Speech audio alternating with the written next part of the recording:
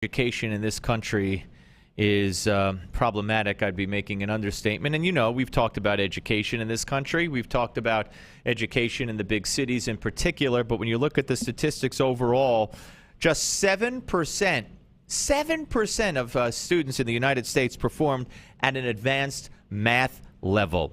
There are 29 other countries where that number is better. How is that possible? And it just goes on and on and on. And this has a direct impact on our prosperity in this country and our gross domestic product, our GDP, according to a great new book called Endangering Prosperity, a global view of the American school. And we welcome in one of the co-authors, Paul E. Peterson, professor of government at Harvard University and a senior fellow at the Hoover Institution. And Paul, welcome, sir. Well, Steve, thanks for having me on. I'm looking forward to the conversation. Well, me too. And this is such an important topic. There's really nothing, well, with everything going on in the world, you could say that about a lot of things, but there's really nothing more important than educating our children. And I always joke whenever I say something or I think of a number in my head, I add something in my head, I always say, I went to New York City public schools when they were good. What the heck has happened to our school systems in this country? Well, they just never got any better. They got stuck in the quagmire, and they've never made any progress. When there's no competition out there, it's hard to make progress. You just keep doing the same old thing over and over again, and then of course bureaucracy takes over, and you get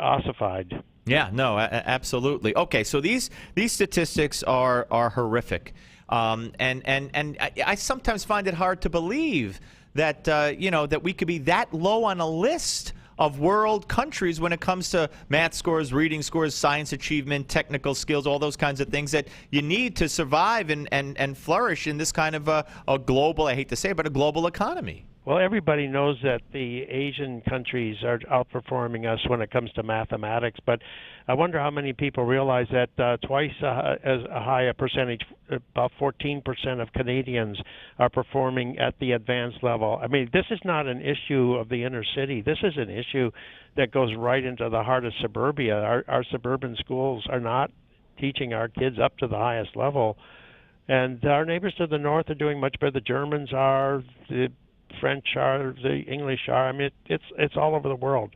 Absolutely. And tell me, for instance, how an X amount of a test score improvement, for instance, might raise the GDP or raise our paychecks by X amount of dollars. How is that directly related? Well, the best way to think about it is if we could get up to where the Canadians are, and it's a serious job to get there, but if we could get there, but it's not impossible to get there, well, that would mean that everybody's wages over the next 80 years, when you average it all out, would be about 20% higher than otherwise. So, we would be a much wealthier country. I'm sure everybody would love to have a 20% increase every year from now on out, and that adds up total to nothing less than 77 trillion, which is such an astronomical number we can't even imagine it. But the basic fact is that we talk about our debt out there, we talk about the fiscal crisis, but really if we grow our economy, we can meet those problems. But if we don't fix our schools, we're not going to grow our economy. It's the most important thing. No, right. We're talking to Paul Peterson, professor of government at Harvard, a senior fellow at the Hoover Institute, and I'm holding up the book here on Newsmax TV, of course, and radio, Endangering Prosperity, a global view of the American school. People say, fix the schools, crumbling schools. We need more money, more money, more money, pay teachers more, fix the buildings. That's not the answer. That's what we've been doing, I think, for the last, 40 years, and we haven't gotten any better. And if you listen to the campaign speeches of candidates running for office where the schools are failing most, it's the same campaign line. Well, nobody ever tells you how much we're currently spending. The American public thinks we're spending about $6,000 per pupil. Huh. In fact, we're spending $12,000 per pupil, and that's a pretty conservative estimate put out by the U.S. Department of Education. Right. And, we're the highest spending country in the world except for the Swiss and maybe the Norwegians. And they're spending, we're spending almost, we're within $100 of both of them. So, we spend incredible sums of money, and as you said, the amount has gone up enormously over the last 25, 30 years, and we're getting nothing in return. If we were getting something in return, we'd all applaud it. Absolutely. But if you look at the states that have spent a lot more and those that haven't spent much more, you say, oh, have the ones that spent a lot more gotten a lot more value for their money? No, you find out there's no connection between spending more money and getting good schools. All right, so Professor, the answer then, I would assume, is competition, is our vouchers, our choice, and less influence from the teachers' unions. I mean, is this what you believe? I would do that, but I would do one other thing too. Yeah. I'd hold students accountable. I mean, we should be giving high school students especially, and that's where the problem is especially great. They should be said, okay, you got to learn your math, you got to learn your English, you got to learn your history, and this is the test that we're all going to expect you to take. But wait a minute, Professor, it drives me nuts when almost everybody is now saying this new line, oh, I'm sick of teachers teaching to the test. They teach to the test. There's too much emphasis on teaching to the test. Kids should be allowed to express themselves. And I guess if a kid could talk and make it to the bathroom and back and open and shut the door, they should get a passing grade.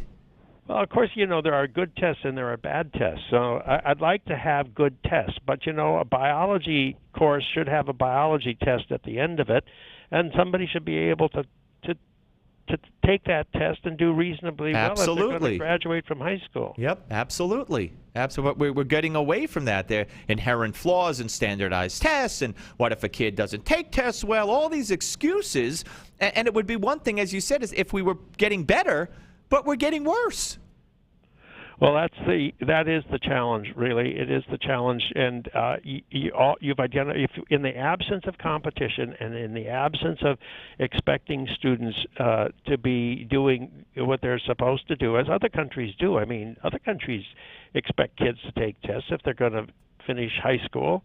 Why aren't we doing what they're doing? I don't understand it. Yeah, well, if you don't understand it, then we're in trouble, because I certainly don't understand it either, except that the political correctness, the influence of the teachers' unions, parents looking to, in this culture where you grow up in Little League when they start out at 5 or 6 or 7, no one wins, no one loses, everybody gets on base, there's nobody gets out.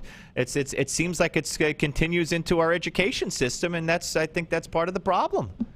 Well, I'm looking forward to this digital learning movement that's starting to blossom, especially in our universities, because I think it's going to spill over into our high schools. So if you could start giving kids a choice of courses so that and you would say, okay, and you got to do well in these courses if you're going to get into a decent college.